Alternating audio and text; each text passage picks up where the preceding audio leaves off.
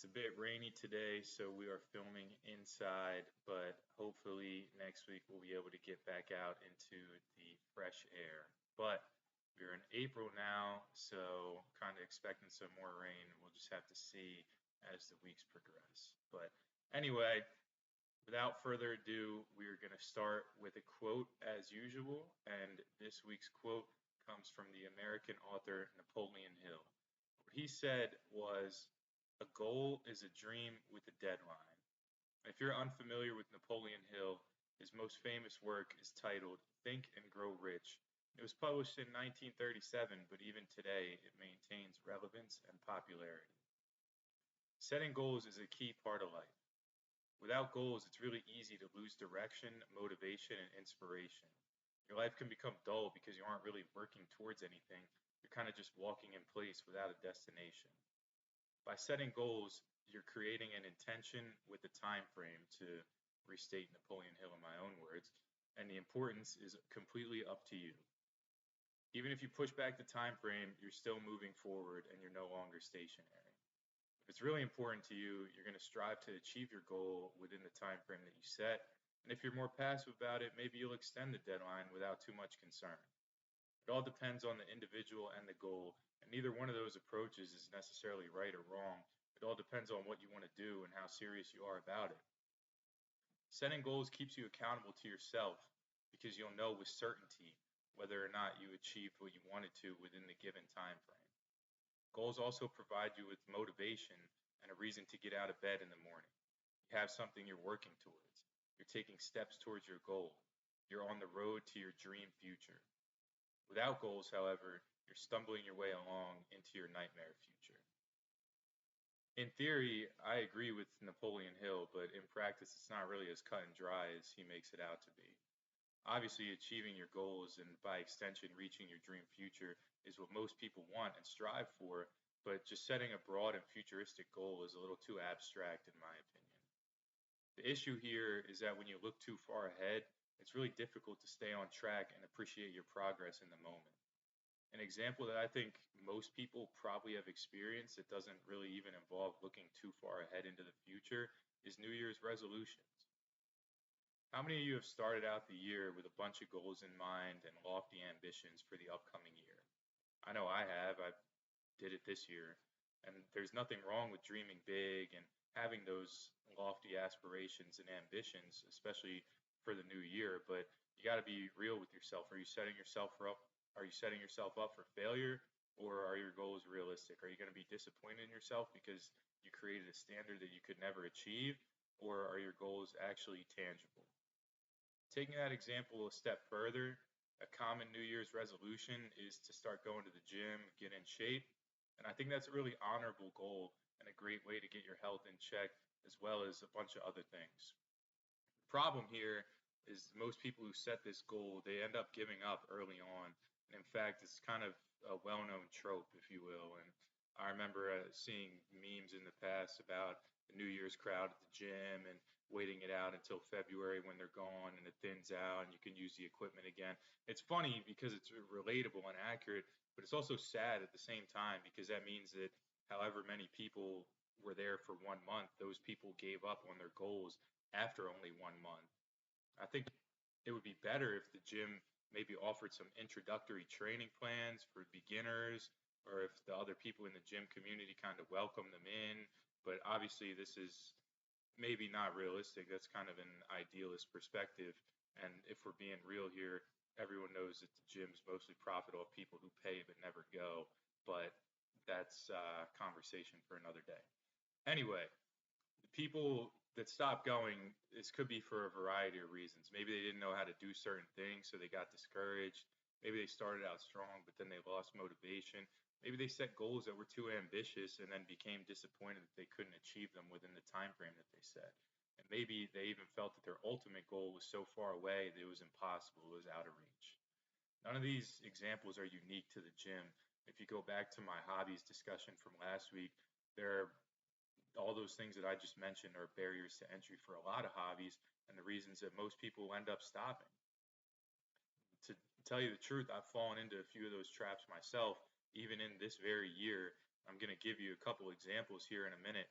but just to preface, it involved getting fixated with a certain number, which would effectively be the end of the process rather than focusing on the feasibility and what it would take to actually get to that end result. So, first, when I was in college, I started taking the gym pretty serious, and one semester I thought I would try to go to the gym for 100 days, not consecutively, just a total of 100 days in one semester. I started all strong, going to the gym 6 days a week. I was hitting it hard and was feeling good, but before long, I realized that even with that level of dedication, 6 days a week, I would not be able to reach my goal. And how I realized this is I kind of did the math. I ran the numbers, and it's something I should have done at the start. But a semester is typically 16 weeks, which is 112 days. So in that 4 month period, I was planning to only allow myself 12 rest days, which is absurd. Like looking back on it, I know that's absurd. And even with only one rest day a week, I would still end the semester at 96, which obviously is four short of 100. So in this case, my failure was twofold. I first didn't take into account the actual length of the semester. I just got this number in my head, 100. Oh man, that would be cool. If I went to the gym 100 times in one semester, that would really be something. And then I set that goal, that numeric goal in my head, and I thought it would be realistic, but I didn't establish the facts of my time frame beforehand. And second, I didn't take fatigue into the account. 6 days a week is a lot, and for me, that's actually a little bit too much. I thought I could just push myself to the limit month over month, but that's not realistic or logical. And in the end, I started to obsess over each day that I missed the gym. I get frustrated and upset when things got in the way of working out and not willing to accept that sometimes that's just the way it goes. And if I didn't go, it was only a failure on my part, a failure to plan properly or execute the plan or whatever the case may be. But eventually, I had to come to the realization that my goal was unachievable, and then I effectively calmed down and chilled out because I realized that I was kind of just being stupid. But that doesn't mean that I wasn't still disappointed, even though I set an impossible goal. And this year, I kind of did something similar. One of my goals, one of my New Year's resolutions actually, was to cook a new meal every week. I don't know. I like to cook. I think cooking's good. It's cool. And there's a bunch of things that I know how to make and they taste good and all that kind of stuff. But I wanted to learn and really expand my repertoire this year and just like introduce some variety into my diet more than I have now. I figured by the end of the year, even if I missed a couple weeks, I'd still have learned how to make almost 50 new meals that I could be comfortable making on a weekly or nightly basis. And right now we're just beginning April and I've literally only made one new meal. And it was good. It was delicious. I made it a few times and now I feel comfortable making it. I can grab the ingredients and whip it up without too much time or effort, honestly, because it's in my cooking bag, so to speak. But like I said, my underlying goal was to enhance my cooking skills and just build up the options that I had in my repertoire. But the way that I approached it was way too ambitious, and I set myself up for failure. And now, when I'm being honest with myself, I realized that that goal was not realistic, but I wasn't kind of being honest with myself from the start. I just got fixated on that numerical value again and having that idea of 50 new recipes to choose from and oh man, I'll be able to make whatever I want, I'll be cooking it up like crazy. And I didn't really take into account the prep that goes into it of selecting a recipe, going to the store, buying the ingredients, and then obviously making something for the first time is going to take considerably longer than when you're already accustomed to making it and you know what you're doing. And looking back on it and looking forward too, I think something more attainable might have been one new meal a month. And you can make it for the first time at the beginning of the month and then try it again a couple more times throughout. You could buy the ingredients once. I mean, if it's something that's not going to go bad, obviously. If it is, maybe you could toss it in the freezer if that's realistic. But anyway, then I could have had roughly a dozen meals that I had experience making rather than 50 that I only made one singular time. And this time, thankfully, I'm not really disappointed because I realized that I set myself up for failure. And once again, I was kind of being dumb. And I want you guys to feel free to laugh at those goals. I mean, even right now, you can see I'm kind of laughing looking back on them. My train of thought, or not my train of thought, but my thought process was kind of whacked out. Like I got fixated on 100 and 50 and these numbers and not the actual steps that it would take to get there. And I hope you guys can look back and laugh at some of your thought processes and failures from the past as well, and just be like, man, I don't know what I was thinking, but it's all good because it's a learning experience. So whether or not the situations that I described are relatable to you, chances are you've had some kind of parallel experience, and there will be some similarity or overlap to what I just talked about. But in both cases, like I said, my focus was really concentrated and locked in on the end of the journey and not the steps required to get there. And obviously, my experience is anecdotal, but I don't think it would be a reach to say that this is why most people give up or end up failing their goals.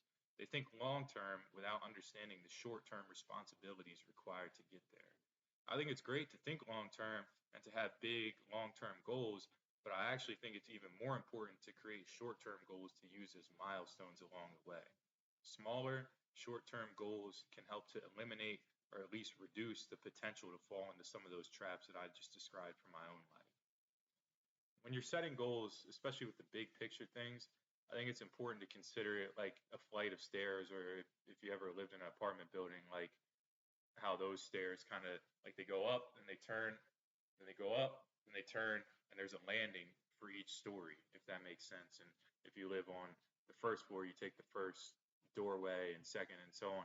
And it's not always just a straight road to the top. You can ascend up to the first level, and then boom, there's your milestone. But even within that milestone, you had smaller broken down goals to get there. And you keep ascending one step at a time until those steps reach a level, and then you leveled up, and you just keep going and going. But anyway, the point here is you can't magically teleport to the top. You got to go one step at a time, and you're going to level up as you go. If you're lucky, you might be able to skip a step here and there, but you're not going to be able to skip to a whole nother landing. That's not realistic, and you got to be realistic with yourself. And no matter how you slice it, you're not going to be able to jump from the bottom to the top. When you think about your ultimate goal, you got to chop it up into manageable, realistic chunks that build on each other over time. And going back to the New Year's resolution example that I talked about earlier with the gym, if you just set a goal of going to the gym, sure, you might go, but if you've never been a regular gym goer before, you're not really going to know what you're doing. In my opinion, the first step would be, before you go, develop a workout routine or a schedule so you know when you're going to go and what you're going to do when you get there. And then the next step would be to learn how to do the exercises in the routine and build confidence while doing them. And that, like in my apartment staircase example, that could be like you reach the first landing. Those were two steps. And now that you achieve those steps, you reach the first landing. And the next steps will be actually following that schedule and going to the gym. And then you'll be at that second landing. And then it'll just be all about continuing on that journey and learning how to do new things. And if you're into this kind of thing, you can try and talk and make friends with other regulars at the gym, because you're going to be seeing those people every day if you keep going on your journey. And before you know it, you're going to end up feeling pretty comfortable in there because you know what you're doing.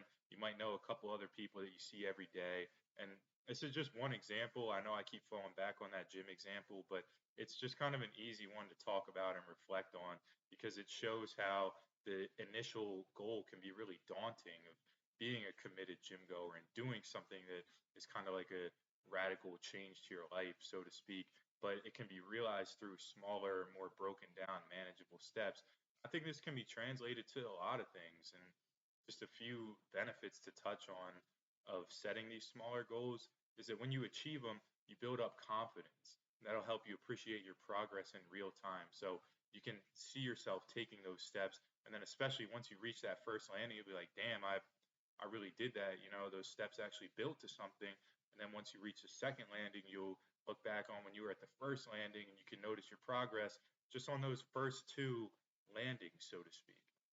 I think it's really easy to lose faith in the process when you're looking really far out into the future. With the smaller milestones, the results, they become more tangible, and you can notice your progress without too much effort. It's kind of obvious how far you've come, even within the small steps along the way. And also, getting those small doses of success is going to really make you feel good about yourself and build up your confidence. And you can start to visualize yourself climbing to the top of that staircase and actually reaching your dream future in time. And like I kind of alluded to right there, I think the most important steps of goal setting are always going to be the first steps, which in my opinion is going to be that baseline research and planning. So the examples I gave from my life where I didn't achieve my goals, the main issue was that I didn't look into what it was going to actually take to get there. I didn't consider the total number of days in the semester. I didn't consider the steps actually that come before cooking the meal. If I would have, I probably would have reevaluated and set goals that were more realistic or logical. And like I said before, there's nothing wrong with having those lofty ambitions, but your goals really have to be realistic. Preliminary research is going to help make this possible. Planning, the planning step comes in after you've set your ultimate goal. And since you've already done your introductory research, you have a good idea of what it's going to take to realize that goal. And now, in the planning phase, you break it up into manageable steps that build on each other, and those steps they can go to a landing, like I said before, or you can just have small steps that eventually go up to your dream future, your ultimate goal. I don't know what the rest of the steps are going to look like. That's for you to decide because everyone's goal and everyone's process is going to be different. But I do know, and I really believe this, that without research and without a plan, you're pretty much going in blind and you're going to be way more likely to give up. Another thing I think is important to remember is you can always adjust your plan. It's not set in stone. It's important to be somewhat flexible. Otherwise, when things don't go according to plan, you're going to get discouraged. And life doesn't always go according to plan. That's just reality. You have to be accepting of that. And it's likely that some steps might be harder than you thought, and they might take longer than you thought, or they require more effort, or more training, or more practice, or whatever the case may be. If you're not flexible, you're going to get discouraged. You're going to feel like you failed, and that your goal is now unattainable just because you didn't reach a step. And really, that doesn't matter. You're just going to have to push back that deadline on that step and keep going. But to kind of give the other side of the coin on that, you can't be too flexible. You're going to end up making constant excuses for yourself. And an important thing with goal setting is that you're holding yourself accountable while also being realistic. I think that's kind of the basis of my point here today. You've got to hold yourself accountable while being realistic. Another thing to remember is that sometimes you're going to fail. Failure is a part of the process. Even if you set realistic goals, like I said, sometimes life's going to get in the way. Sometimes some of those steps are going to be harder and more time consuming. That doesn't mean you're a failure or that you can't accomplish your ultimate goal. It's just a temporary setback. When these situations occur, it's crucial to take a step back yourself and understand what happened. Why weren't you able to accomplish this step within your time frame? What happened that got in your way? What do you need to make sure that you do next time to achieve the step? Once you can answer these types of questions, you can adjust your plan, you can take the new information into account, and you can adjust and improve going forward so that you don't fail in the future. Einstein defined insanity as doing the same thing and expecting a different result. Learning from your failure will ensure that you don't fit his description. And reaching your dream future, it's going to be a constant grind. It's going to require constant dedication, continuous refinement, and continuous improvement. But if you properly set goals, you can make sure that your dream future comes to fruition. It's not going to be easy. I don't want to sugarcoat things and make it sound like, oh, you can just walk up the steps and reach the landing, and next thing you know, you'll be at your dream future. No, it's going to be hard, but you got to hold yourself accountable while being realistic, like I said, and you'll get there in time. It's not going to be easy, but by setting realistic goals, it'll certainly become easier. Thank you for your time. I hope my thoughts and experiences resonated with you, and maybe you can take something away from the video and enjoy the rest of your day, guys. Thank you.